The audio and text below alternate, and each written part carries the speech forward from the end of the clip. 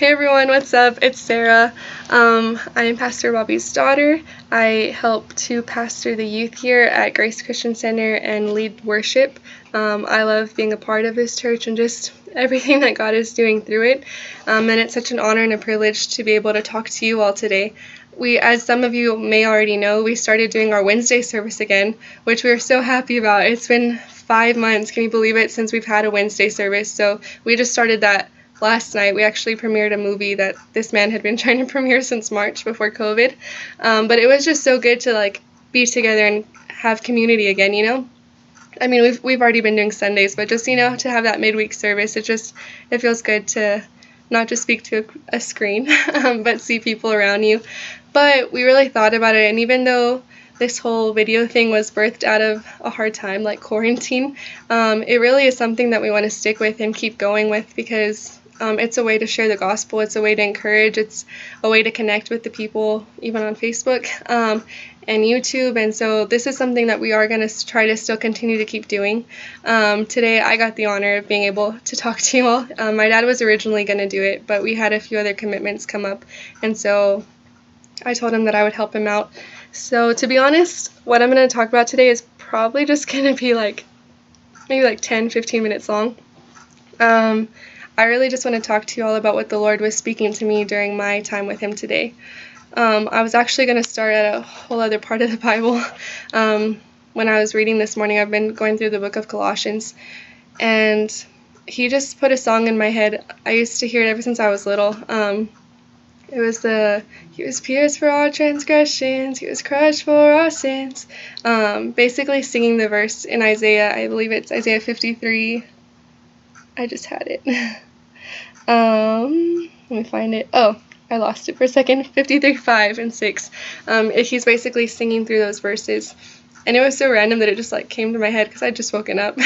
And so I was like, I'm going to go read that verse. And then I ended up just staying there because he just really started to talk to me about a lot of things.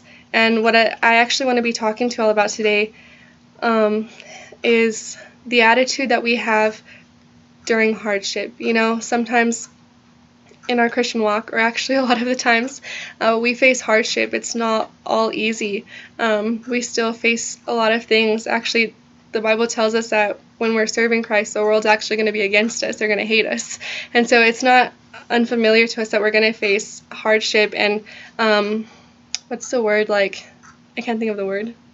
Attacks. There we go. That was easy.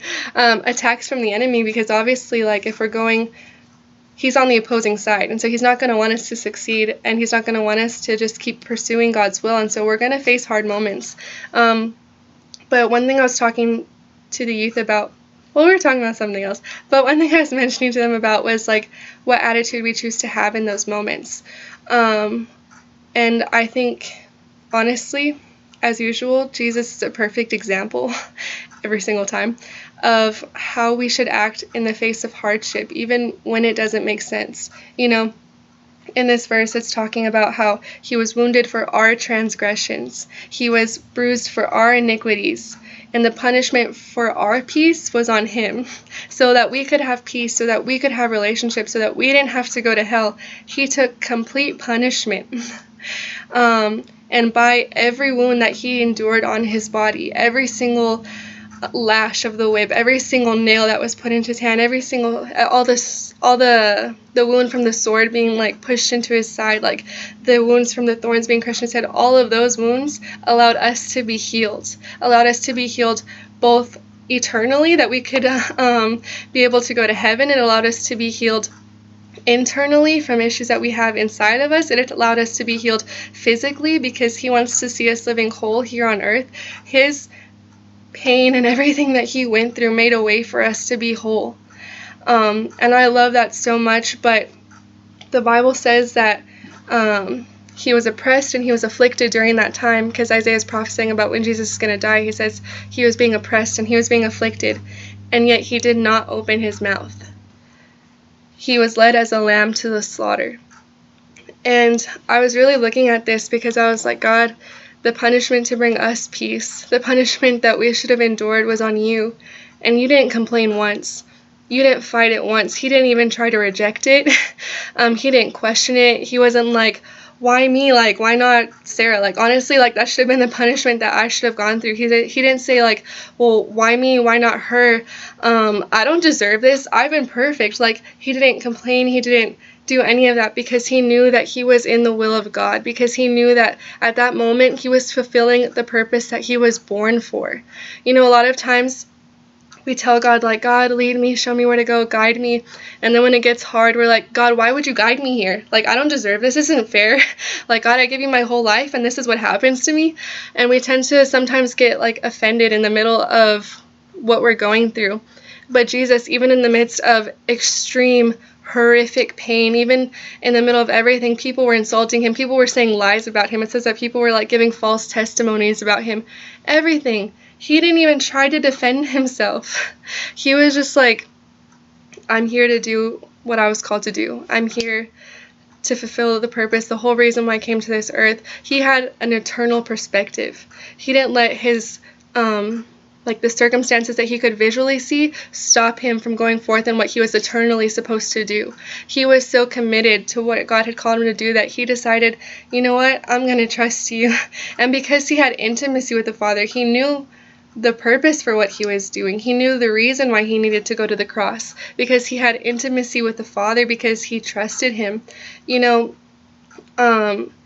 there's something about when we have time with the Father and we get to know his heart that it gives us more strength to go through even in those hard moments, because we know that there has to be a purpose in the middle of all of it. And we know that God promised us, he promises us in Romans 8:28 that he's going to turn all things for good for those who love him and are called according to his purpose. And I also saw in Ephesians 1:11, he talks about he will turn all things according to the counsel of his will. And so for me, when you put those two verses together, if he's going to turn all things according to his will and he's going to turn all things for good, it's his will for all things to turn out good for us eventually in the end, for those who love him and are called according to his purpose. And so what is our attitude going to be in those hard moments? Are we going to choose to stand on his promise, to trust him that, you know, God, I know that you're doing something greater in the middle of this? Something he's really been highlighting to me is Colossians 1, verse 11. It's been a while since I've had a verse stand out to me like as much as this one has, because it keeps coming up for me like over and over. And honestly, like, I read it on accident, to be honest. Not accident, like I was reading my Bible, but like I wasn't trying to focus on this verse. And it just like kind of jumped out at me. If I can find the book of Colossians.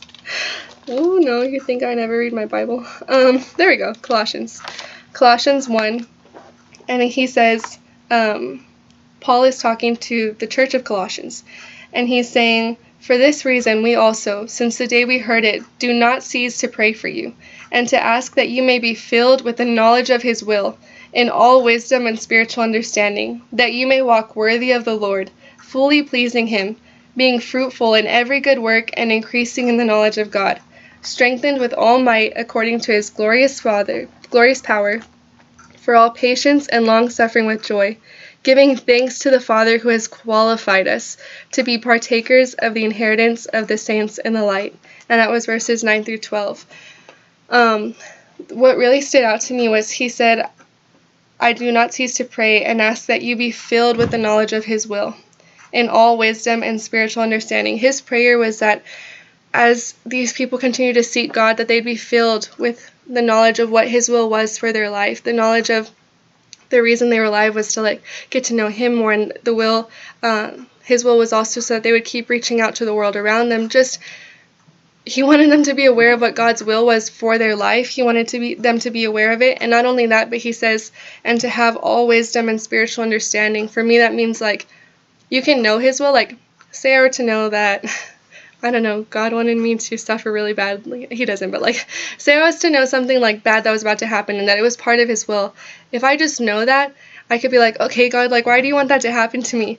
But if I have wisdom about it, okay, God, you have something greater that's going on here beyond just me. And if I were to have spiritual understanding, if I was to know like, okay, God, I can trust you even in the process because I know your heart for me and I know you love me. And this may look like a bad situation, but if you're the God that I know that you're going to make something good happen out of this. I know you have a greater purpose even in the middle of this. If we could have the attitude that Jesus had even in the middle of the cross. He had intimacy with the Lord, and so he knew what God's will was for his life. He knew that there was a purpose in the middle of his suffering. He knew that even though it looked like a horrific death that he didn't deserve, he knew that there was a purpose in that death happening. He knew that it was going to bring so many of us to him. He knew it was going to open the doors for us to have complete relationship with him. And so he had wisdom about it, and he had spiritual understanding to trust his Father even in the hard times, because halfway through he could have been like, you know what, I'm out, I quit, but he endured it to the very end because he knew what God's will was, and he had the wisdom and the spiritual understanding to go through with it. And it says that when you have those things, when you know his will, and you walk in that wisdom and spiritual understanding, that it makes you walk worthy of the Lord. It's how you are fully pleasing to him. It makes you fruitful in every good work. It increases you in the knowledge of God. It helps you get to know him more in those hard moments. You get strengthened with all his might according to his glorious power. He gives us patience and long suffering with joy. It even produces thanks in us. Because even in the middle of those hardships, we're like, thank you, God, because you qualified me to be able to spend eternity with you. This is not the fate that I deserve, but it's the destiny that you're giving me, that I can spend my whole life serving and honoring you and worshiping you and pointing people to you. Me, out of all people, someone who's made so many mistakes, someone who shouldn't even be looked twice at by a God as holy as you chose to die for me so that I could be called holy too, so that I could be your daughter. There's so much gratitude that starts coming out of you, and even then that helps you even more through those hard moments that you're facing. You're like, okay, God, honestly, whatever it looks like, whatever you need to do, even if it gets hard, even if I don't understand why I'm going through, even if it doesn't seem fair to me, God, whatever you want to do with my life, here I am. Have your way. My life is yours, and I'm going to choose to trust you in those hard moments.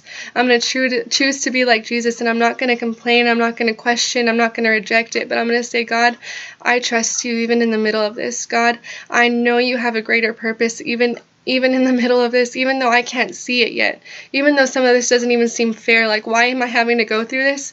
God, I'm going to choose to trust you. Instead of getting mad or running away from you, God, I'm going to lean even more into you. I'm going to see what your heart is. I'm going to let your peace fill me, like you said in this verse. I'm going to let your strength fill me, like you said in this verse. I'm going to let you fill me with patience and long suffering and joy. I'm going to let you do whatever you want to do in me, because God, I just want to see you smile. Like, God, I just want to be pleasing to you, Lord. You've done everything for me, and what more could I do than give everything back to you? Like, it was yours anyway, my life, you made it anyway, you can have it. And I just think it's so beautiful just to follow Jesus's example in the middle of what was the hardest moment probably ever recorded in history. Like, it was such a horrible death that he went through. And he was just beautiful. He was the picture of trusting God even when life didn't seem fair. He lived considering the big eternal picture, no matter the cost, no matter what it looked like. He even tells Peter, because when he's like going to get taken to the cross, Peter, who's like one of his disciples, gets all defensive, and he's like, why are they coming for him? So he cuts off one of the soldiers' ear, and it says, I think it's John, there we go. John 18:11. Jesus tells him, put your sword away. Shall I not drink the cup which my Father has given me?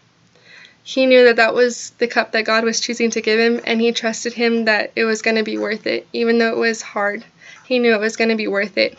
And what I love about Isaiah 53 is he says, Isaiah prophesies, he's talking about Jesus still, and he's saying, he was taken from prison and judgment, and who will declare his generation? For he was cut off from the land of the living. For the transgressions of my people he was stricken. Basically saying, like, he was cut off, not going to have any more kids, like his name was cut off on the earth, or not any kids, sorry, he didn't have any kids. But who is going to, like, continue his name, like his name was cut off from the land of the living. And then it says,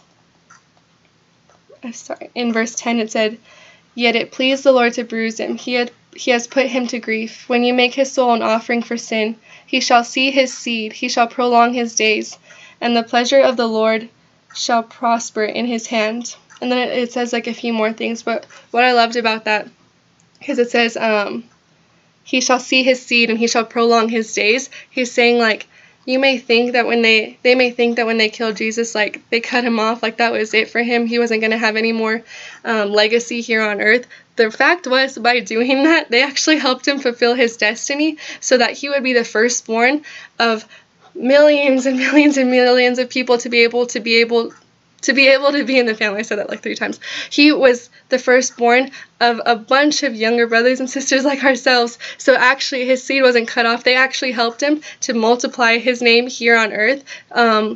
And I think it's so funny. They thought that they were going to be able to silence him. They thought that that was it. But they were actually helping him to fulfill his destiny so that his name would never, ever be forgotten. So that we're still declaring his story today. So that we're still worshiping him and declaring his goodness and declaring his power. They thought that they were stopping him, but they were only helping further him in his destiny. And it's the same thing with us. Like, not the exact same thing, but we may be going through a hard time. We may not understand why it's happening. We may be having people coming against us and oppressing us and the enemy attacking us. But what he doesn't know is that because we're choosing to trust in God, he's only pushing us closer to him. And he's only pushing us farther into our destiny with him. Because as we get closer to God, we're like, okay, God, this is hard, but I'm willing to trust you, God, whatever you want me to do. He just helps to fan the flame inside of us even more, you know? And when we choose to have the right attitude about it, when we choose to trust God, even in the middle of those hard moments, it actually helps to propel us into our destiny, because it's in those hardest moments that I feel like a lot of times when we're at like the hardest opposition, it's because we're about to break through. It's because we're about to see God do something amazing. It's not going to be easy. A war probably gets the most heaviest and the most difficult right before it's won, because people are trying to do like those last efforts to win. And so the enemy, especially right now, is trying to come at us with all his might, because he knows that God is speaking revival. He knows that God is ready to unleash such amazing things on the earth. He knows that God is wanting to reach so many souls, and he's just trying to pull out whatever he has to try to stop him and come against us in whatever ways he can. I see so many people getting distracted or getting discouraged or just giving up. There's a lot of pastors that I've been hearing. I heard on a preaching, he was saying like a lot of pastors are just waiting for quarantine to be over because they don't think it's fair to leave churches right now. But once it's over, like, this is just too hard, like, they're done. And honestly, like, now is not the time to give up in the middle of hardship. It's time to keep going. It's time to keep pushing. It's time to keep pressing. It's time to see what the Lord has in store for us, because it's not in vain. It's not in vain. There's a purpose in the middle of our pain. There's a purpose in the middle of oppression. There's a purpose in the middle of an attack, and it's because we're going to see breakthrough eventually. We're going to see God's kingdom come and be here on heaven as it is on earth. We are just his vessels, waiting to see him move in great ways throughout this earth. I love what Paul says in Colossians 1. I'm not going to like turn there again, but at the end he was like, he says, Jesus is who I preach. Him is who I preach. And my goal in life is just to make sure that every man can hear it and every man can stand perfect before him. And he's basically talking about how he wants every man to hear the saving knowledge and be actually able to come to heaven. Like, that's his goal, that every single person hears this. And so what if that was what pushed us forward, even in those hard moments? Like, God, you know what? This is hard, but I know that you love me. I know you're with me. I know you're giving me peace. And I know that there's something greater to come from this. And God, I just want to see people come to you. Lord, I want to have your heart for the people around me. I don't want to get so distracted in what's going on with me that I forget to see what you're doing in the world around me, that I forget to share your love with the people around me, that I get so caught up in bitterness and anger and frustration that I forget that I'm called to love everyone around me, and I'm called to share your gospel. I'm called to see people encounter you the way that you've encountered me. You know, there's always going to be a purpose, even in the middle of our hard moments. And if we could look at Jesus, he's a picture of trusting God in the middle of those hard moments, but also he's a picture of getting to see that, you know, something great did happen after those hard moments, that, you know, now he's the reason why I'm able to be here today. You're able to be here today, that we're not cut off from going to heaven anymore, but that we have that forgiveness and that mercy and that love and that relationship. And it came from a really hard time that looked like nothing good could come out of it. If we could get encouraged in those moments like Jesus was. And I put here just like 4 things that really stood out to me about his attitude, because I believe he was a very picture of how we should be in the midst of affliction. He was submitted, he trusted God, he was humble, and he was unoffended.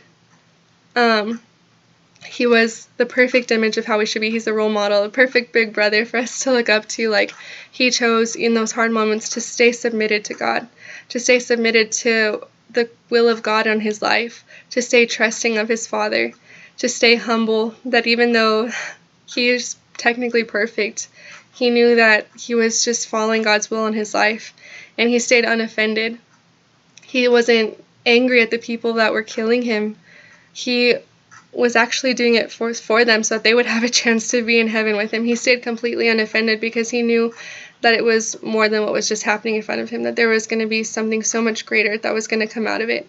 And if we could keep those 4 things, like just staying submitted to God, trusting him, staying humble, and staying unoffended in our hard moments, I believe that it will be pushing us so much more into our relationship with God. It'll be pushing us so much more into our destiny, because at the end, I really believe like it's his will to work all things for the good of those who love him and are called according to his purpose, even when we don't understand. In 2 chapters over, Isaiah 55, it says in verse 8, "For my thoughts are not your thoughts, nor are your ways my ways, says the Lord. For as the heavens are higher than the earth, so are my ways higher than your ways, and my thoughts are higher than your thoughts." He has plans that we don't even know yet. He thinks higher than we could ever think. And I believe Jesus, he knew that there was a purpose in every single thing, that God's plans are higher than us, so there had to be a purpose in the middle of it. If we could keep that perspective, if we could keep that, just that perspective in our hard moments, that, that there's something greater that's going to come out of this. And it's not just blind optimism, it's called trusting God. I believe sometimes it's like, okay, well, you're just like being super optimistic. No, I trust God, and I know the promises he has for me. And I know that even if it stays hard on my life here on earth, I know that I'm expecting an eternity of living in heaven with him, and there's nothing that compares to that. It's going to be the best thing ever. And one last thing just to share with you, because maybe you're going through a hard time right now, and maybe you've been having a hard time questioning, and maybe you're just like, God, I don't know what's going on. I want to tell you 2 verses, actually. The first one, I wasn't planning on sharing this one, so I didn't have it written down, but I know it's in Isaiah 2. Okay, yeah, Isaiah 26, verse 3. It says, "You will keep him in perfect peace, whose mind is stayed on you, because he trusts in you. Trust in the Lord forever, for in Yahweh the Lord is everlasting strength." He keeps us in perfect peace when we keep our minds steadfast on him, when we choose to trust him. He actually helps us to have peace in the middle of circumstances that don't make sense. And we can trust him forever because he is our everlasting strength. And the last verse I want to share with you is Psalm 91, verse 15. It says, it's Psalm 91. I actually want to start on 14. It says, this is God talking about us, and he's saying, "Because he has set his love upon me, therefore I will deliver him. I will set him on high because he has known my name. He shall call upon me, and I will answer him. I will be with him in trouble. I will deliver him and honor him. With long life I will satisfy him and show him my salvation." When we choose to set our love upon him, when we choose to trust in him, he will deliver us because he's a faithful God. He is our deliverer. He's our Father. He's our comforter. He's the everlasting one who's always going to be there for us. And it says here that he will be with us in trouble, and he will deliver us and honor us when we choose to set our love upon him, when we choose to just trust him and keep going with him and not letting go, not wavering, not questioning. I mean, I'm going to be honest, I think God is so open to our questions. He knows that we're human, and he knows that we're not perfect, and he's open to hear our questions, but he also wants us to hear his response, that even though we may not understand right now, that he has a greater purpose and that he's with us. And sometimes he doesn't even answer us about certain things, but he just gives us the comfort and the peace of knowing, like, hey, it's okay, I'm with you. And I'm going to stay with you. I'm not going to leave you. You're mine and I'm yours. And I'm going to be with you forever because I love you so much. And when you have that assurance of the God who made the heavens and the earth and the sea and the land and everything and all the fish and the animals, and he created all of us, that he's with us, that he's for us and not against us, that he's helping to fight our battles, that we stand on a platform of victory, that because he's already won the battle, but we're just having to, walk through that fight, but we know that we're already standing on the victorious side, and that we can keep trusting him, that we can keep walking with him and knowing that, he's good even when it doesn't look good around me. If we could have that attitude in the middle of hard times, it's just so much helpful for us to keep walking and to keep on persevering and to keep on trusting, and it just brings us that much closer to God. So I just want to challenge you all today, if you're going through a hard time, instead of letting it bring you down, bring your questions to him, but also let him fill you with his peace. Trust in him. Trust in him that he's the God who has done miracle after miracle, not only in this book. Like, if you just need to know some of the miracles and promises that he has for us, definitely read this book because it is full of them. And then even in your life, I'm sure you've seen miracles and promises that he's fulfilled for you and the people around you. There's just so much evidence of his goodness, so much evidence of his faithfulness. And he didn't leave you before. He's not going to leave you now. Sorry, that's the phones. He's not going to leave you now. So I'm just going to go ahead and pray for you all today. God, I come before you and I thank you so much for this opportunity just to speak to everyone today, just to be able to encourage them. God, you are so faithful to us. You do not leave us in those hard moments. God, you are still there with us. And God, we just love you so much. Thank you for being a faithful God. Thank you for being a good God. God, I just pray for encouragement for those of us who are going through hard times. Maybe it's with our jobs. Maybe it's with our families. Maybe it's just we don't understand what's happening. It's just a mess all around us. But God, I thank you that we can trust you even in those hard moments, that you have a greater purpose, a greater plan. Your ways are higher than ours. Your plans are higher than ours. And we choose to trust you. We choose to trust that that it is your will that all things would turn for good for those who love you and are called according to your purpose. God, we choose to trust you even in the middle of hardship. We choose to let it not push us away from you, but push us even closer to you, God. Jesus, we just want more of you. We just want to be closer to you. We just want to be as close as we can to you. We love you so much, God, and you are so worthy of everything. You're so worthy of our time and our heart and our lives, God. We just want to give you everything. So here we are, God. Use us, Lord. Do whatever you want to do in our lives. Like, we're here and we're ready and we're willing, Lord. And we thank you so much for what you're going to do. I thank you that you are with every single person in their home right now. I pray that you bless their week, that they would just feel you walking alongside them in every single moment. And I just thank you so much. In Jesus' name, amen. Well, thank you all for joining us today. We are so grateful that you have been with us.